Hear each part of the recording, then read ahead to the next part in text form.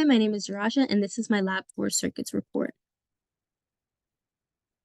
So the purpose of this was to apply energy and current conservation to predict and measure behavior and values of circuit elements.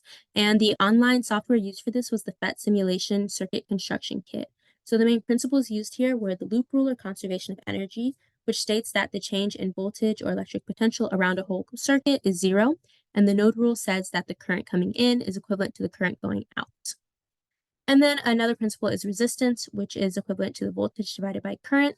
For a series, the resistance is the sum of individual resistances. And then for parallel, it is 1 over the sum of 1 over the individual resistances.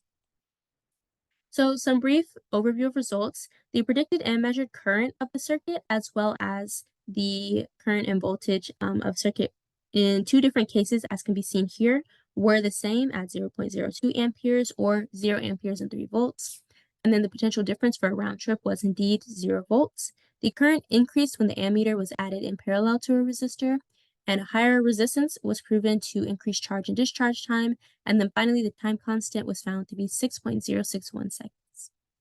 The system was the measuring devices of ammeters and voltmeters. The surroundings were the circuit themselves, which influenced the measurements.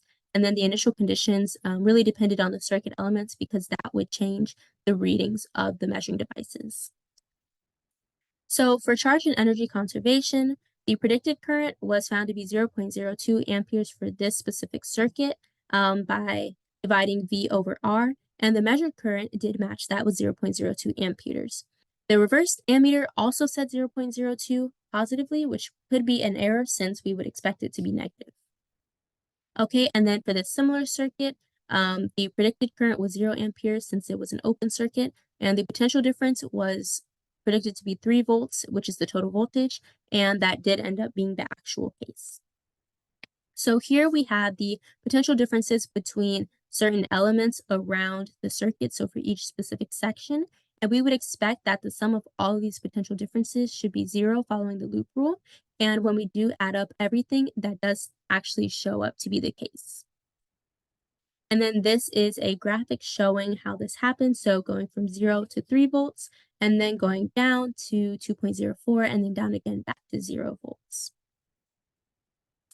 And then here we can see that the current increases when an ammeter is added in parallel to a resistor, and that's because the overall current in the circuit increases when there are multiple pathways, like in a parallel circuit.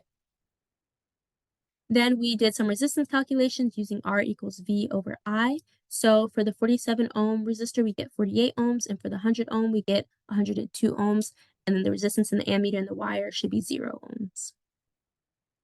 Now, looking at the RC circuit, the light bulb initially glowed brightly and then got more dim, and this is due to the charging and discharging capacitor.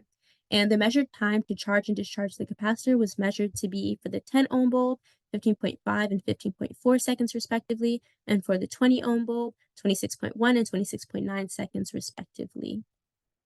And then this chart just shows a plot of time versus the natural log of change in voltage over the change in initial voltage, and then the slope, negative 0.165, is actually what's used in the equation slope equals 1 over RC. So then we get that the RC is equivalent to 6.061 seconds.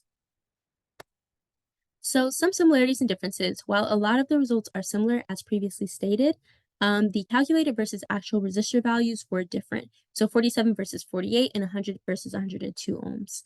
A possible reason for this is the ammeter precision on the simulation only presented 2 decimal places, which limited the calculations. Another source of error is human error when measuring times to charge and discharge capacitors. Those could be off. And then also the human error of measuring the potential difference at various times for the RC circuit. Now, what if this lab was done in real life and an actual ammeter was used? Well, a real ammeter has some resistance while the ideal one doesn't. So the current readings would actually decrease because the resistor of the ammeter would interfere a little bit with those readings. And then what if this lab was done in real life and a real battery was used to charge the capacitor? How quickly would the actual capacitor charge? So the online model had the charge happening very quickly, like almost instantaneously, which is not realistic. On the other hand, the resistance of the wires and the capacitor of itself would slow down the process of charge in real life, reaching and charging the capacitor. So In conclusion, both real life and idealized online simulations can be used to observe and verify circuit behavior. The results may be different depending on real life versus idealized conditions, but the overall trends remain the same. And this shows that there are multiple hands on and virtually accessible ways to explore and learn more about science. Thank you.